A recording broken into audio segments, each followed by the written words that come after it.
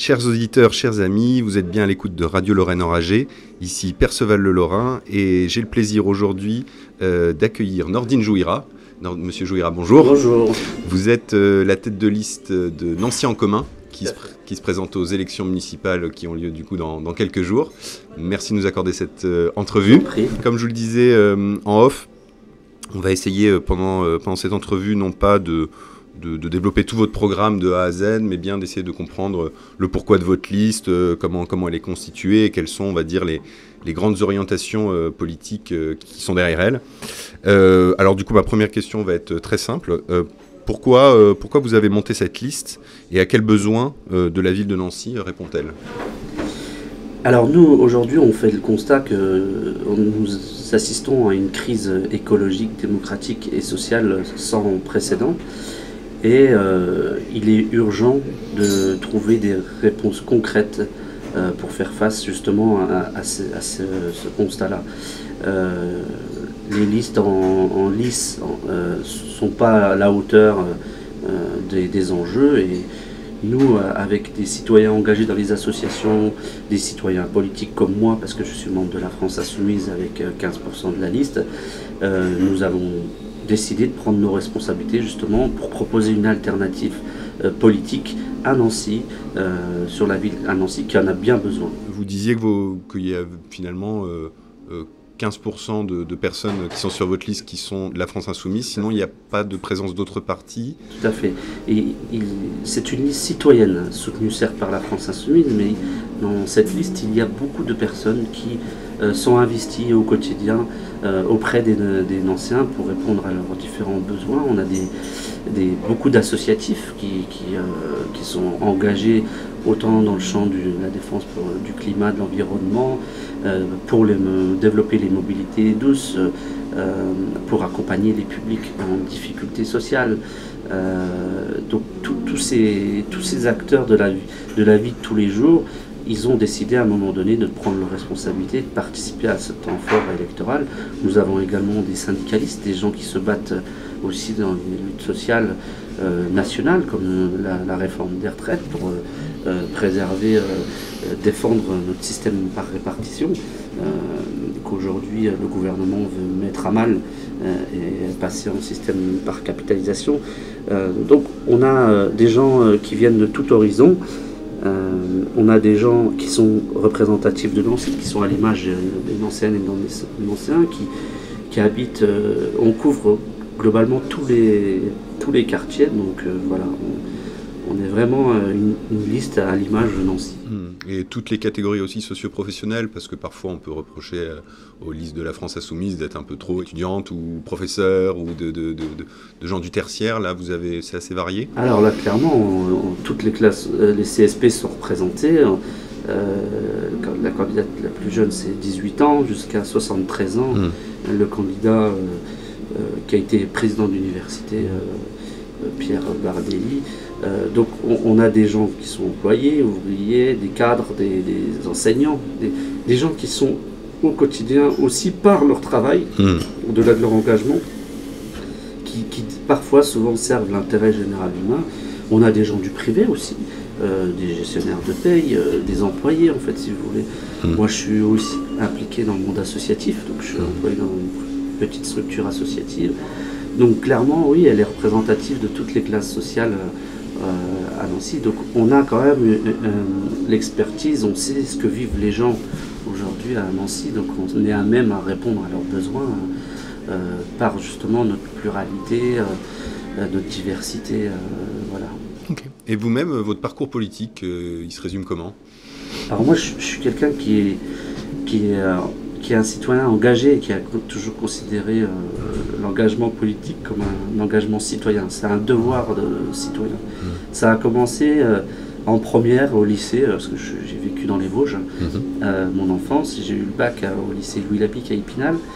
Et j'avais une matière qui s'appelait sciences politiques en première, économique et sociale, où on traitait de la question de la République, du rôle des citoyens. Et tout ça a fait sens dans ma tête, qui moi est issue de l'immigration. Mes parents sont d'origine marocaine, on a vécu en milieu rural dans les Vosges.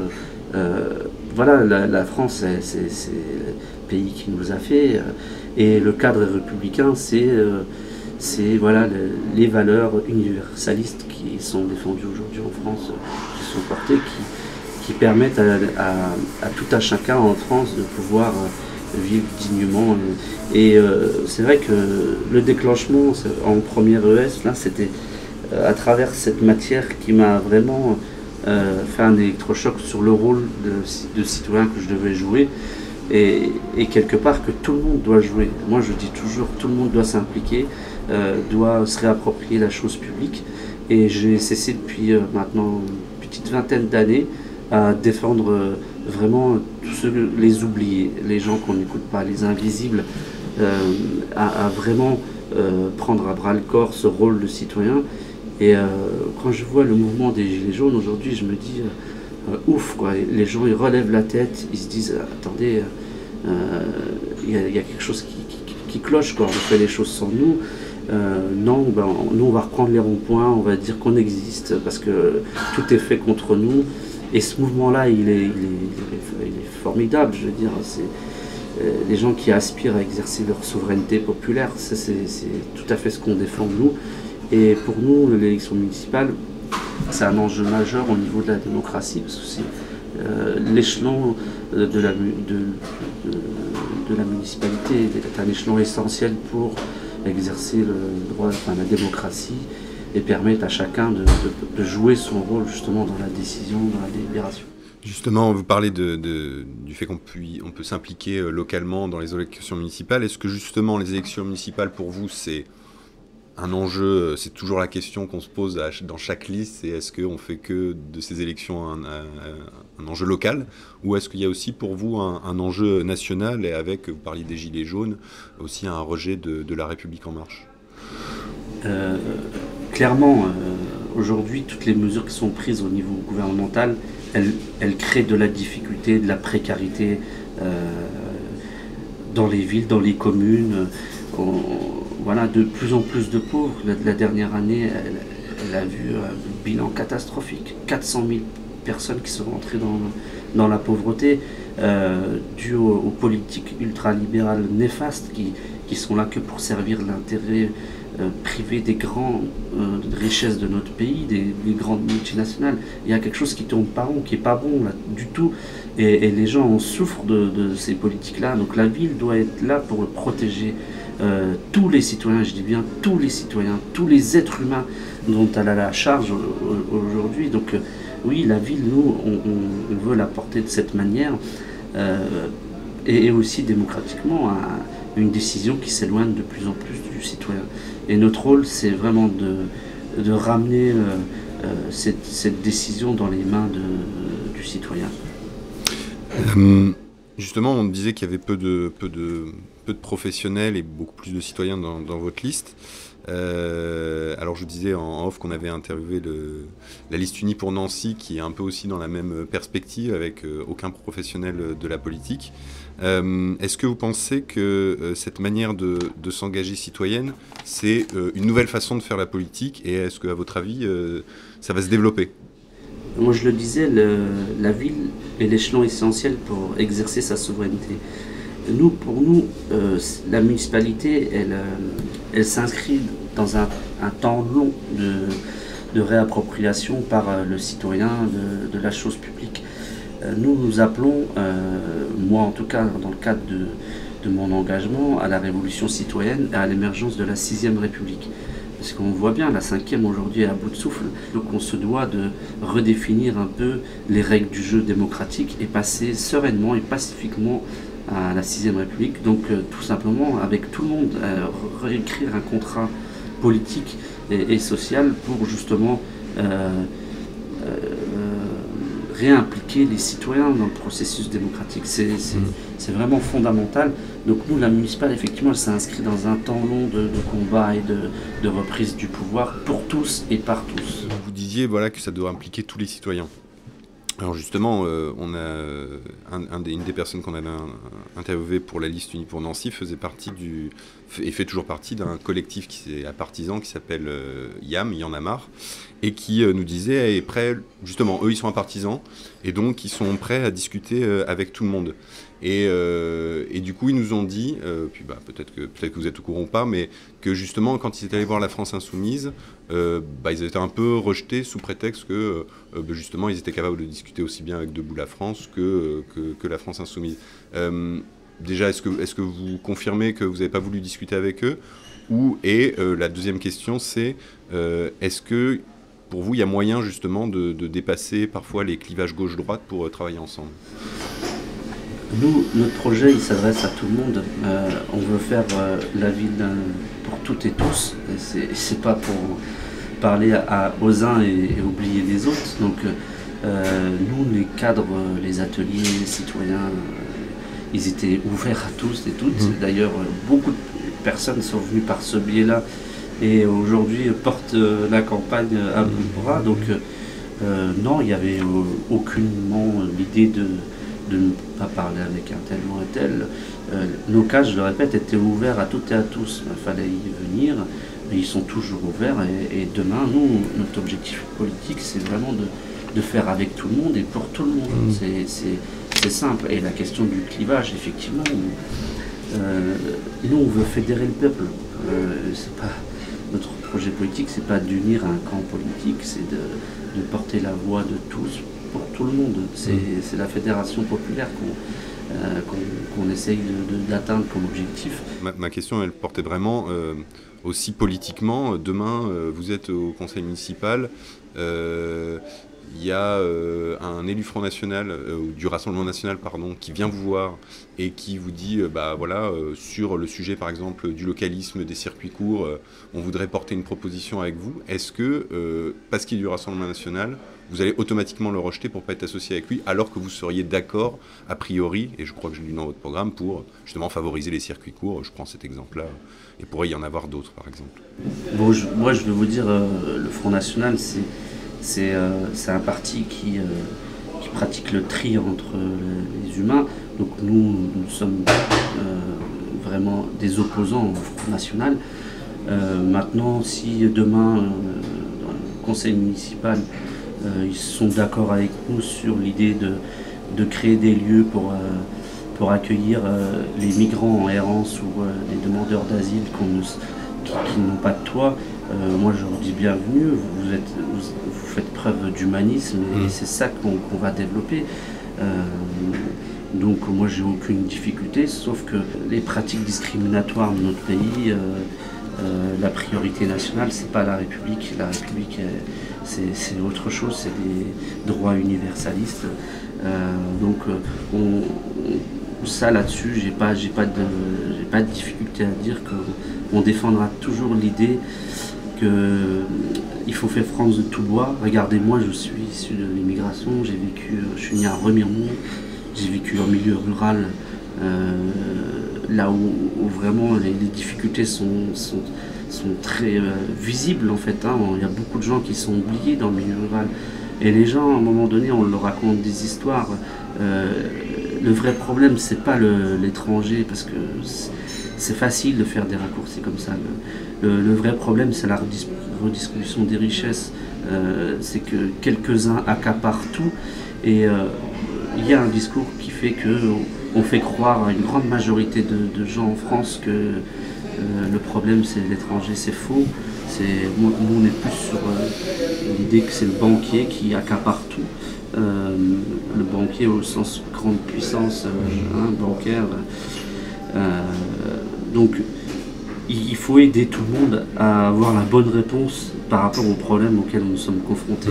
Quels sont vos rapports avec... alors on dit souvent que la France Insoumise et votre liste c'est plutôt la deuxième gauche.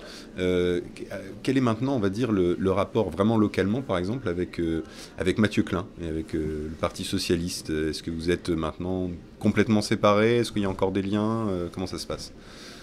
Moi, j'ai pas de difficulté avec Mathieu Klein humainement, c'est un charmant garçon. Après, politiquement, c'est une autre affaire, parce que si on était d'accord, on serait partis ensemble au premier tour, donc il y a des désaccords sérieux au niveau politique. Mathieu Klein a un bilan aussi en tant que membre de l'opposition, et il a un bilan aussi en tant que président du département. C'est quelqu'un qui pour être aux yeux du président de la République dans le gouvernement. Donc clairement, on a des options qui divergent sur pas mal de choses. Et nous, on se souvient aussi qu'il a été porte-parole de Manuel Valls et qui était comptable du bilan de François Hollande, qui est une catastrophe pour le camp d'où je viens, à gauche. Voilà, c'est le contre-exemple en la matière. Donc voilà nos divergences politiques aujourd'hui. On va rentrer un peu, cette fois-ci un peu plus dans votre programme. Vous dites sur votre site qu'il y a donc 3 urgences que vous avez d'ailleurs rappelées au début, qui sont les urgences écologiques, sociales et démocratiques. Alors je ne vais pas forcément les faire dans l'ordre, mais j'imagine que, comme vous m'avez dit que vous étiez plutôt sympathisant des Gilets jaunes, la notion de RIC vous parle. Justement, le RIC, est-ce que vous seriez partisan de l'appliquer localement, justement, auprès des quartiers ? Et notamment, par exemple, pour la question de la piétonisation, parce qu'on sait que c'est un enjeu. La piétonisation, a priori, les enseignants ne sont pas pour qu'elle se développe partout, quoi, qui sont encore assez attachés à la voiture. Est-ce que, par exemple, pour l'exemple de la piétonisation, vous estimez qu'il faut consulter les citoyens quartier par quartier ? Alors, nous, c'est vrai que l'urgence démocratique, on a beaucoup de propositions en la matière. Déjà, il crée des conseils de quartier, donc un nouveau découpage, c'est-à-dire revenir aux 11-12 quartiers initiaux sur Nancy. Donc créer des conseils de quartier, des assemblées de quartier indépendantes de la ville, dotées de budget et donc de compétences propres. Alors à travers ces instances démocratiques locales, tous les projets pourront être discutés par les végétalisations, mais pas que, ça pourrait être plein d'autres choses. Et le budget, en tout cas... Je parlais de piétonisation, hein, pas de végétalisation. Végétalisation et piétonisation, pardon. L'idée, c'est que ces assemblées soient dotées de budget, donc le budget à la fin du mandat, ça serait 20% du budget global. Donc, à un moment donné, les citoyens pourront avoir la possibilité, en tout cas, ils auront la possibilité d'avoir la main sur de nouveaux projets qui pourraient émerger et d'en être les initiateurs. Voilà, ça c'est à travers un fonctionnement où toutes les parties prenantes auraient leur place. Ils décideront de mettre en œuvre un projet dans leur quartier. Nous défendons à l'échelle aussi à l'échelle de la ville, le référendum d'initiative citoyenne locale qui est défendu par le mouvement des Gilets jaunes. Nous, c'est fondamental.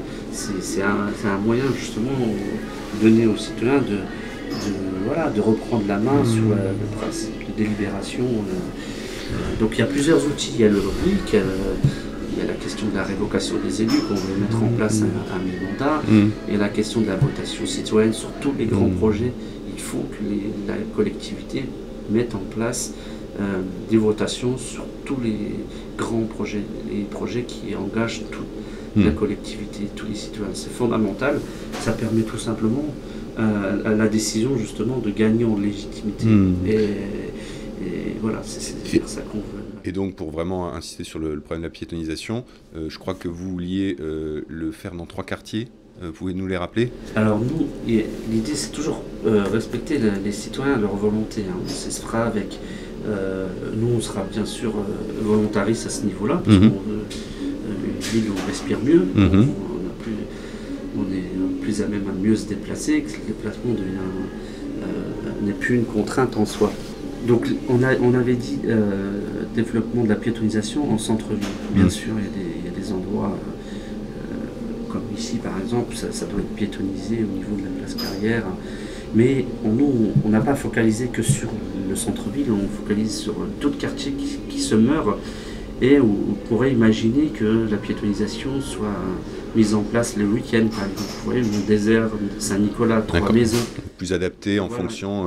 Et puis aller plus loin, si on peut, sur la semaine, sur des quartiers où la configuration le permet, où la demande citoyenne serait là, criante en tout cas. Il faut être volontariste à ce niveau-là. L'idée, c'est de permettre à tout un chacun de se passer de la voiture. Et ça, vous n'avez pas peur que ça impacte les commerçants, par exemple ? Non, au contraire, les commerçants, ils sont hyper gagnants. On va prendre un exemple, celui de Dunkerque. Ils ont mis en place la gratuité de transport au mois de septembre. En même pas 6 mois, on a une augmentation de la fréquentation de l'hypercentre à 70% la semaine et 120% le week-end. Les commerçants, c'est ça qu'ils veulent, les commerçants dans les hypercentres et dans les quartiers, c'est ça qu'ils veulent.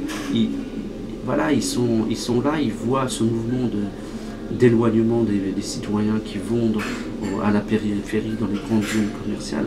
Ça, c'est un désastre au niveau de l'organisation du territoire. Donc, non, c'est une réponse concrète justement à la demande des commerçants. Ça pourrait justement redynamiser les centres-villes. Et c'est pas que ça peut, ça le fera. Ça se fait partout. Et je ne vois pas pourquoi Nancy, qui a plein d'atouts culturels, en termes de divertissement, de détente, les parcs, etc. Donc plein d'atouts qui vont permettre justement de réussir, de mieux réussir à Nancy. Okay. Vous dites sur votre site que vous représentez une voie alternative, je cite, entre gestion privée qui met tout en compétition et une administration publique qui veut tout contrôler. Est-ce que vous pouvez nous expliquer vraiment ce que ça veut dire et surtout comment ça se traduit localement à Nancy ? Alors nous, demain, nous défendrons en responsabilité l'idée que tous les biens communs doivent rester dans le giron public. Tout simplement parce que le privé coûte toujours plus cher. Aujourd'hui, on assiste justement à un désengagement de la ville, de la métropole sur beaucoup de biens communs qui pourraient être gérés justement par la collectivité et qui coûteraient moins cher à la collectivité, tout simplement parce qu'on n'aurait pas à payer les frais de siège de ces groupes. Vous avez un exemple juste ? Vous parlez de Keolis, de Veolia, enfin tous ces grands groupes qui sont là pour gérer les parkings, la restauration collective. Et le contre-exemple en la matière, c'est la piscine Louison-Bobet, Nancy Therman, qui va être offerte tout simplement à Valvital, Bouygues Valvital. Il s'agit là de 116 millions d'euros qui vont être pris sur le dos des contribuables nanciens et métropolitains. Si l'opérateur privé estime qu'il est rentable, apparemment hyper rentable, c'est à la métropole de le gérer. Donc si c'est un service qui peut être rentable, c'est à nous de le gérer. Et le citoyen, par le biais des régies publiques qu'on veut développer dans tous les secteurs des biens communs, il se réapproprie parce qu'il contrôle la gestion. C'est comme ça que ça fonctionne dans les régies publiques. Le citoyen a son mot à dire parce qu'il fait partie justement des instances décisionnaires, les associations également et les collectifs également. Et donc clairement oui, on veut réenchanter l'esprit des communs. Il faut que les gens ils sachent que voilà, ça leur appartient et on ne peut pas être là, la collectivité n'est pas là pour passer les plats à des actionnaires pour rémunérer des dividendes à tout va. Ça coûte un pognon de dingue et ce pognon de dingue on en a besoin pour réussir la transition écologique, pour réussir justement protéger les citoyens qui sont dans la difficulté, dans la précarité. Et donc là, vous avez attaqué la partie privée, mais vous dites aussi que l'administration publique veut tout contrôler. Alors qu'est-ce que vous entendez par là vraiment ? Parce qu'on vous entend souvent attaquer le privé, mais là, moi j'étais assez étonné de vous voir attaquer la chose publique. Non, en fait, l'idée c'est de retrouver une harmonie entre ces trois pôles que constituent les acteurs, que constituent, si vous voulez, donc je disais les citoyens d'un côté, les services municipaux et métropolitains qui ont des compétences énormes, et d'un autre côté le politique qui lui présente une orientation politique. Et les services municipaux sont là, les métropolitains sont là pour mettre en œuvre justement les objectifs, les orientations politiques décidées par les citoyens, les élus. C'est comme ça que ça doit fonctionner. Il faut trouver une certaine harmonie entre ces trois pôles-là. Et là, aujourd'hui, il se trouve que des fois, c'est les gestionnaires qui sont là, sur un coin de table, à proposer une vision. On le voit sur l'histoire du tram. L'histoire du tram, il y a beaucoup d'élus qui n'ont pas compris qu'est-ce qu'ils avaient voté. C'est dramatique. On leur présente des dossiers de 200 pages 3 jours avant le conseil métropolitain. Et allez-y. Donc, il faut remettre un peu de rationalité dans tout ça. Le tram, par exemple, on fait les choses contre la volonté populaire.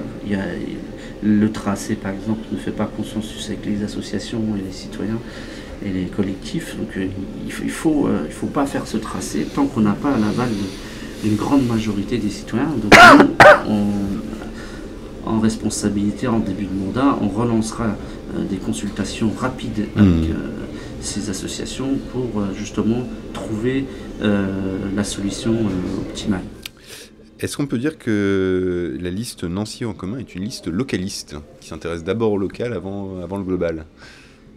Non, elle prendra sa part sur les enjeux locaux. On a dit Nancy et la métropole doivent prendre à bras le corps leur part, en tout cas dans la transition écologique et climatique, pour porter justement cet enjeu-là.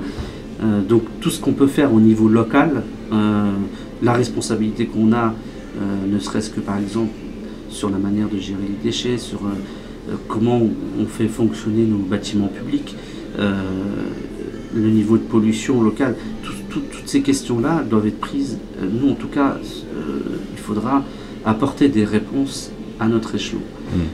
Maintenant, notre liste est républicaine. Nancy ne vit pas dans un vase clos. Ah non, mais c'est pas pour dire que le localisme, c'est pas on vit que centré sur soi, Oui. mais on pense d'abord, par exemple, pour l'approvisionnement de nourriture, on essaye d'abord de s'approvisionner localement via des circuits courts, etc. C'est plus penser le local avant le global, mais pas le local en opposé au global. Voilà, vous avez tout à fait raison. La question alimentaire est essentielle.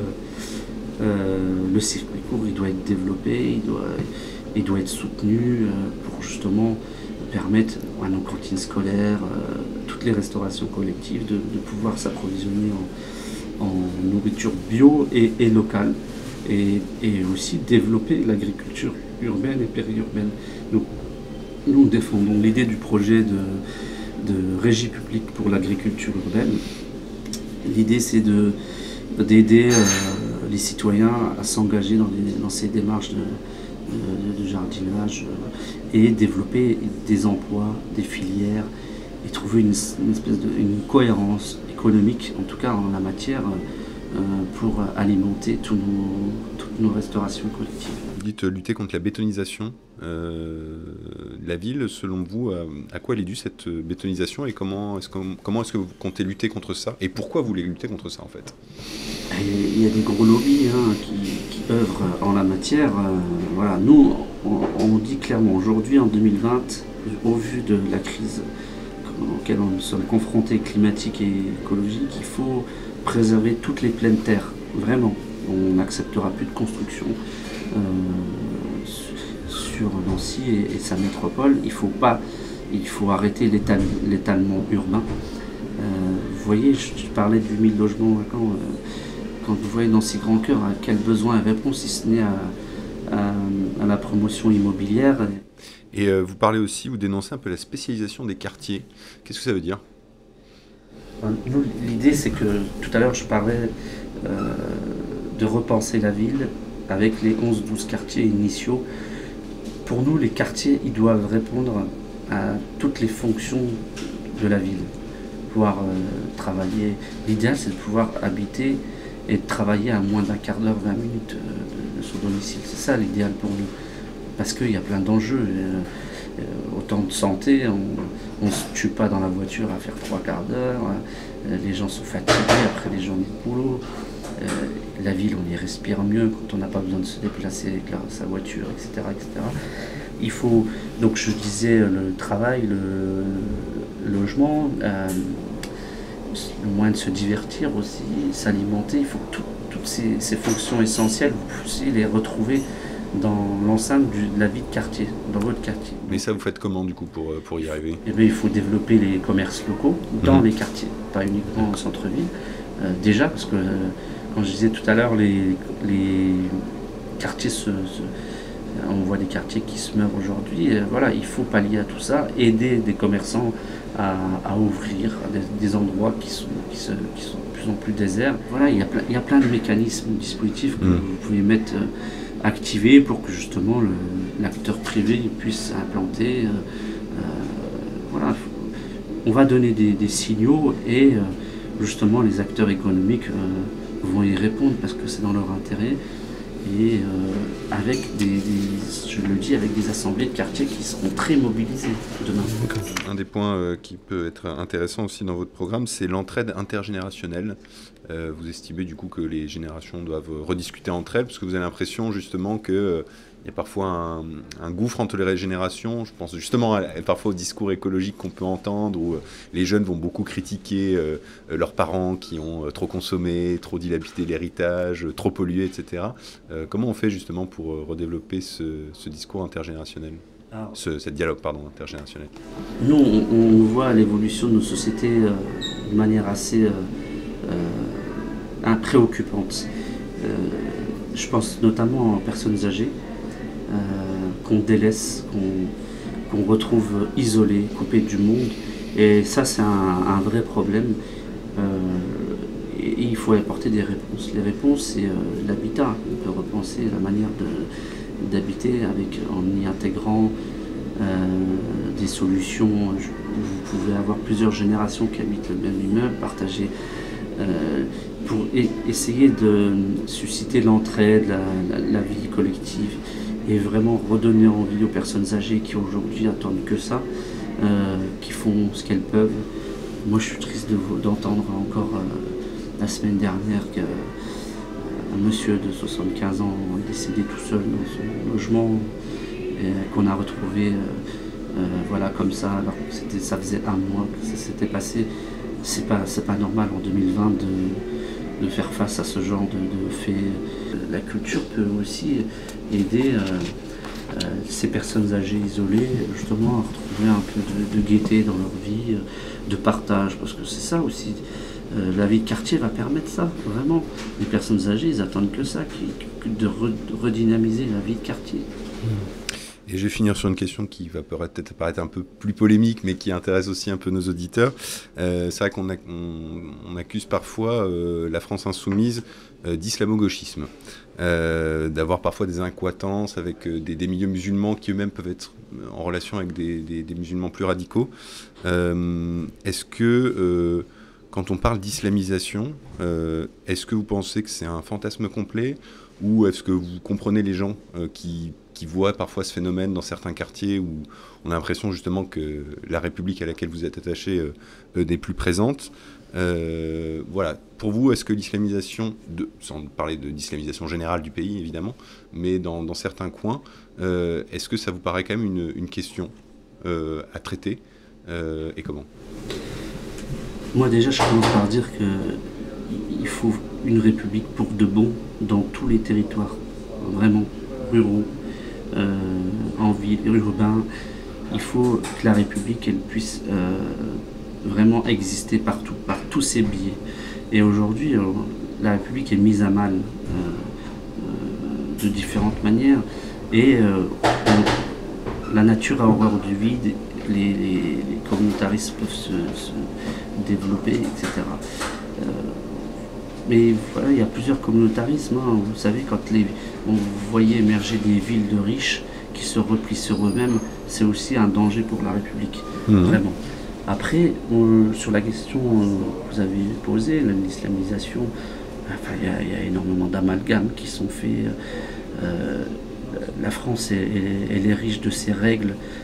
Quand vous appliquez la République, quand vous appliquez le principe de la laïcité pleinement, ni plus ni moins, qu'est-ce que vous voulez inventer d'autre? Les choses devraient réguler d'elles-mêmes. Alors aujourd'hui, on a à faire face à plusieurs instrumentalisations de part et d'autre pour justement mettre à mal ces principes qui sont les fondements de la République. Donc moi je dirais qu'une chose, la République pour de bon, la laïcité, ni plus ni moins, la loi de 1905, ni plus ni moins. Et il faut savoir accueillir tout le monde, partager avec tout le monde des moments. La vie est tellement courte que on n'a pas le temps de montrer du doigt l'autre. Il y a des cadres légaux, réglementaires, tout le monde est égal devant la loi elle est là, il y en a assez. Ça fait 15 ans qu'on fait des lois antiterroristes, on ne tire même pas les bilans de leur efficacité. Tout ça pour amuser, pour distiller une certaine ambiance où tout le monde se regarde, où tout le monde se montre du doigt. Non, c'est pas ça qu'il faut. Il faut clairement réhabiliter notre République, passer à la 6e République, redéfinir ensemble, de manière pacifique, la règle du jeu démocratique. Et on va gagner tous, vraiment on y gagnera tous. Et je disais, la vie est tellement courte, il faut passer son temps à partager des moments conviviaux que de justement montrer son voisin du doigt. Et il y a tellement à apprendre de l'autre, c'est aussi ça le préjugé, il faut casser le préjugé. Moi je suis pour qu'on développe justement des politiques de partage qui vont justement casser l'idée du préjugé, faire rencontrer les gens pour qu'ils se découvrent tout simplement. Je me permets de vous interrompre là parce que, bon, ça, a priori, que les gens se rencontrent, tout le monde va être d'accord, mais quand vous faites face à des cas de certains musulmans qui pensent que la charia est au-dessus de la loi de la République, qui pensent que votre mode de vie n'est pas conforme aux leurs, on peut avoir tous les discours qu'on veut sur il faut discuter, vivre ensemble, mais quand on a vraiment deux modèles, dans certains cas, sans dire que tous les musulmans sont comme ça, mais quand on a deux modèles qui sont à tel point opposés, le vivre ensemble, il est possible comment en fait ? Non mais je le rappelle, moi la religion c'est de l'ordre privé. Moi je maîtrise pas les pratiques religieuses, voilà, je sais. Moi ça me regarde pas. Moi ce qui m'importe beaucoup, c'est que la religion chez elle et l'État chez lui. Et la loi, elle est là aussi. Ceux qui sortent du cadre légal et pénal, voilà, ils doivent reconnaître de leurs actes devant la justice. Tout simplement, on n'a pas besoin de raconter 50 000 histoires. Tout le monde doit pouvoir exercer son culte tranquillement, sereinement. Maintenant, si c'est fait en ne respectant pas le cadre républicain, il y a la loi pour ça. Il n'y a pas besoin de se créer des fantasmes ou quoi que ce soit. Donc chacun est responsable de ses faits et gestes. Donc, et nos textes de loi sont clairs là-dessus. Enfin, pour conclure, je vous ai dit avant l'interview que nos auditeurs n'étaient a priori pas vraiment du même bord politique que vous. Mais je vous ai dit aussi que nous, on avait en tout cas ce désir à Radio Lorraine Enragée de discuter avec tout le monde. À ces auditeurs, vous voulez leur dire quoi pour conclure ? Eh ben, nous, on a un projet ambitieux pour Nancy, pour faire la ville pour toutes et tous.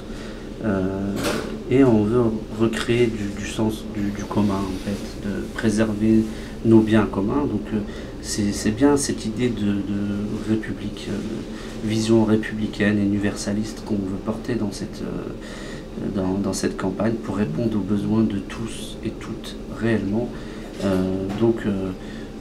Voilà, si on a réussi à convaincre un maximum de personnes, voilà, nous on dépasse la question des clivages politiques.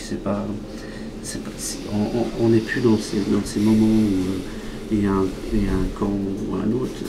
On défend nous des valeurs dignement, haut et fort, et on espère que ça aura de l'écho partout.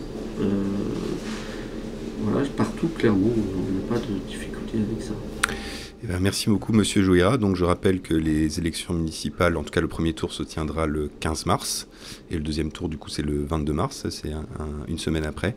Donc voilà, vous pouvez aller voter pour la liste qui répondra le mieux à vos attentes. C'était Perceval Le Lorrain sur Radio Lorraine Enragée et comme disait le menhir, la vie commence toujours demain.